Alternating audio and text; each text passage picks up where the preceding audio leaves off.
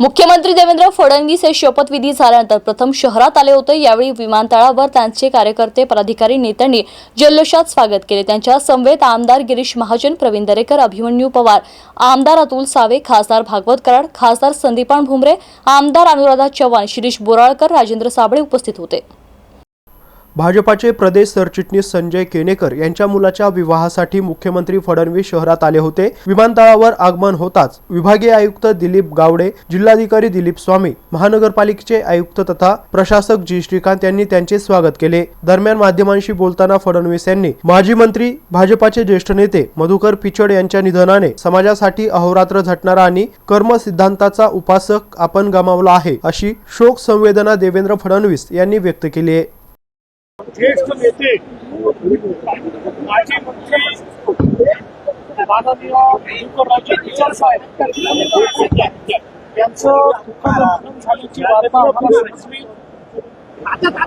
महाराष्ट्रातल्या सामाजिक राजकीय क्षेत्राकरता ही अत्यंत मोठी हानी आहे। पिचड साहेबांनी तळागाळातलं काम सुरू केलं आणि अगदी पंचायत समिती, जिल्हा परिषदेपासून विधानसभा आणि मंत्रिपदापर्यंत विविध पदांवर त्यांनी काम केलं। विशेषतः आदिवासी समाजाकरता त्यांनी केलेलं काम हे सदैव लक्षात राहील।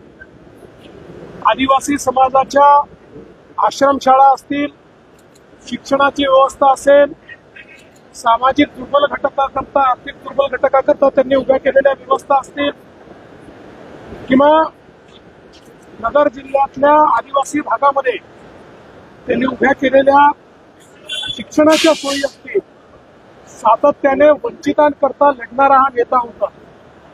यासोबत सिंचनाच्या सोयी शेतकऱ्यांना मिळाव्या म्हणून त्यांनी केलेलं काम असेल, निळवंडे धरणाच्या संदर्भात हे ज्यावेळेस विरोधी पक्षात होते आणि मी मुख्यमंत्री होतो, मी त्यांना विनंती केली, सर्व बैठक घेतली आणि त्यांना सांगितलं की हे धरण पूर्ण केलं आणि कालवा झाला तर आपल्या नागरिकांना, शेतकऱ्यांना विशेष मदत त्यातनं मिळेल।